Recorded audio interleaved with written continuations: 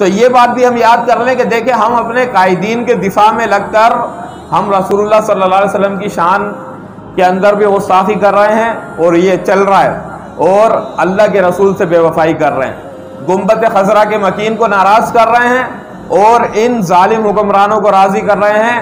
اگر کوئی بندہ سینٹ کے اندر اگر اللہ کے رسول کی شان کے اندر بات کر رہا ہے یا پھر کوئی کوشش کر رہا ہے تو ہم لوگ یہ دیکھیں گے کہ ہمارے اور آپ کے درمیان میں سے چند ایسے لوگ وہ باتیں اٹھا لیں گے۔ اگر پچھلے دنوں ایک عالم نے سینٹ کے اندر تقریر کی اور اس میں کہا کہ بھائی حضور اکرم صلی اللہ علیہ وسلم کی شان بیان کی اور ان لوگوں کے اوپر جو مظالم ہو رہے ہیں اس کے بارے میں بتایا، تو لوگ کمنٹ کے اندر یہ بھی کہہ رہے ہیں کہ یار یہ تو وہ شخص ہے کہ جس نے 16 سال کی لڑکی سے شادی کی ہے۔ تو بھائی 16 سال کی لڑکی سے شادی کی ہے، زنا تو نہیں کیا۔ جن لوگوں کے بارے میں تم اور جن کے دفاع کے اندر کھڑے ہو، وہ شیخ رشید وہ تو زانی ایک نمبر کا حرامی آدمی ہے، اس کے اوپر کسی کا منہ نہیں پھٹتا کہ یار یہ زانی آدمی ہے۔ ہاں، اور جو بندہ اللہ کے رسول کے دفاع کے اندر کھڑا یا پھر ان مظلوموں کے دفاع کے اندر، تو اس کے اوپر باتیں چل رہی ہیں کہ یار اس نے تو 16 سال کی لڑکی سے نکاح کیا، زنا تو نہیں کیا۔ تو اس قسم کی باتیں اللہ کے رسول سے غداری ہو رہی ہے اور اپنے آقاؤں سے وفاداری ہو رہی ہے۔ اپنا تو نمک حلال ہو رہا ہے، ان کا نمک حلال ہو رہا ہے، اور وہ کہ جس کے صدقے سے یہ ملک ہمارے کو ملا اس کو ناراض کر رہے ہیں، یہ تو ہمارا حال ہے۔ ذرے برابر بھی ہم نہیں سوچ رہے کہ یار ہم کس موقع کے اوپر منہ پھاڑ رہے ہیں کہ یہ موقع کیا ہے، اس وقت ملک کے اندر کیا حالات ہیں، کس طریقے سے پورا کفر مل کر مسلمانوں کے خلاف، اور یہ جو حساس وہ ہے مسئلہ، یعنی اللہ کے رسول کی شان کے اندر گستاخیاں کہ جو مسلمان ہرگز ہر حال کے اندر قبول نہیں کر سکتا۔ امام مالک سے ہارون رشید نے پوچھا کہ کسی دنیا کے کسی کونے کے اندر حضور اکرم صلی اللہ علیہ وسلم کی شان میں گستاخی ہو تو مسلمانوں کو کیا کرنا چاہیے؟ تو امام مالک رحمۃ اللہ علیہ نے کہا کہ مسلمانوں کو مل کر بدلہ لینا چاہیے۔ تو ہارون رشید نے کہا کہ اگر ایسا نہ کر سکے تو پھر انہوں نے کہا کہ پھر مسلمانوں کو جینے کا کوئی حق نہیں ہے، پھر مر جانا چاہیے جب اپنے نبی کا بدلہ نہ لے سکیں اور یہ کہیں کہ ہمارے اوپر 18 ارب ڈالر کیا ہے وہ قرضہ ہے، ہم اس کو دے نہیں سکتے اور ہمارے اوپر زور ہے۔ ترکی کی جب مثال دی جاتی ہے کہ ترکی دیکھو کس طریقے سے سفیر کو نکالا، تو کہتے ہیں ترکی کے اوپر کوئی لوڈ اور زور نہیں تھا۔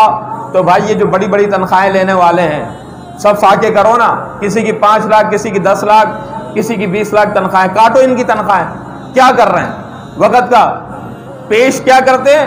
حضرت ابوبکر صدیق رضی اللہ تعالیٰ عنہ کا عمل کہ اللہ کے رسول حضرت ابوبکر صدیق نے کہا کہ جو مزدور کا روزینہ ہوگا وہی میرا روزینہ ہوگا۔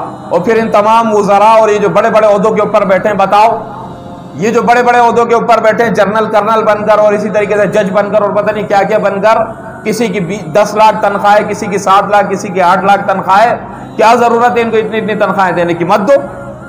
ہاں، جتنا ایک غریب کا مزدور کا روزینہ ہوتا ہے اتنا دو اور یہ لے کر قرض ادا کرو، نہیں تو کل کو کچھ بھی ہو جائے گا۔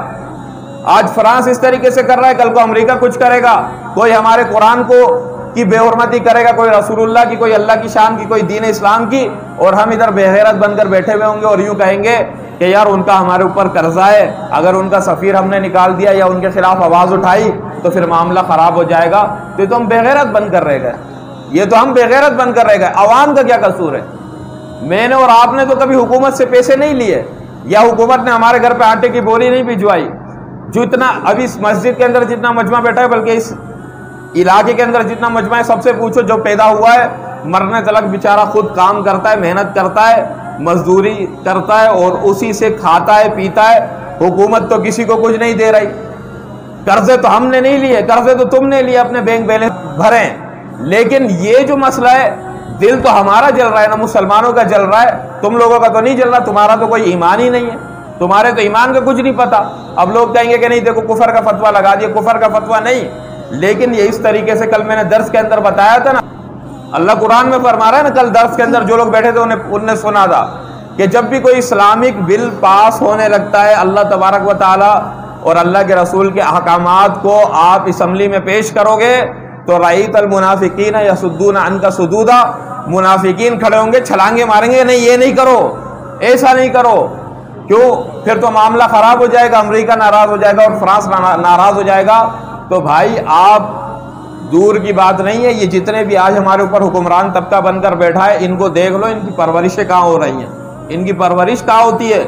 बचपने के अंदर इनको ले जाकर उधर ऑक्सफोर्ड के अंदर छोड़ दिया जाता है, वहाँ पर इनकी तरबियत होती है। जब वहाँ पर ग्रेजुएट हो जाता है, मास्टर कर लेता है, फिर तेरे और मेरे मुल्क के अंदर आकर इधर आकर हमारा हाकिम बनकर बैठ जाता है। ये मेरा और आपका नुमाइंदा नहीं है, ये अमेरिका का नुमाइंदा है, ये उनका नुमाइंदा है। और हम इसको कहते कि नहीं सबूंगा खान दे, कोई बोलता है कि साडा चौधरी है का, कोई बोलता है कि पांचो मारू है। ये कोई ना हमारा है ना आपका, ये किसी के भी नहीं है, ये उनके हैं। इनकी तरबियतें उनके साथ हुई हैं। इनको तो उर्दू ज़बान बोलना नहीं आती है। हाँ, इनको उर्दू ज़बान बोलना नहीं आती है। 20-25 साल इधर रहते हैं, मैं किसी का नाम नहीं ले रहा हूँ, लेकिन जिस वक्त ये आया था इसको उर्दू नहीं आती थी, अब भी उर्दू नहीं आती है। खातमुन नबीयीन बोलना नहीं आता, और भी बहुत सारे रूहानियत बोलना नहीं आता, उर्दू नहीं आती है उसको। इधर आया 20-25 साल पहले भी बन सकता था, लेकिन रखा जब थोड़ी उर्दू आ गई तो सामने आ गया। इसी तरीके से एक और है, उसको भी नहीं आती है, जो आधा मर्द और आधी औरत है, उसको भी उर्दू नहीं आती है। लेकिन आप देखना, जब 10-12 साल बाद उर्दू सीख जाएगा, फिर वो भी आपका और मेरा हुक्मरान बनकर बैठा होगा। वो तो वहां से पढ़कर आए, सब सीख वहां से लेकर आए हैं। फिर ये क्या मेरे को और आपको दीन देंगे? ये क्या रसूलुल्लाह की हुर्मत और शान के लिए लड़ेंगे? कभी भी नहीं हो सकता।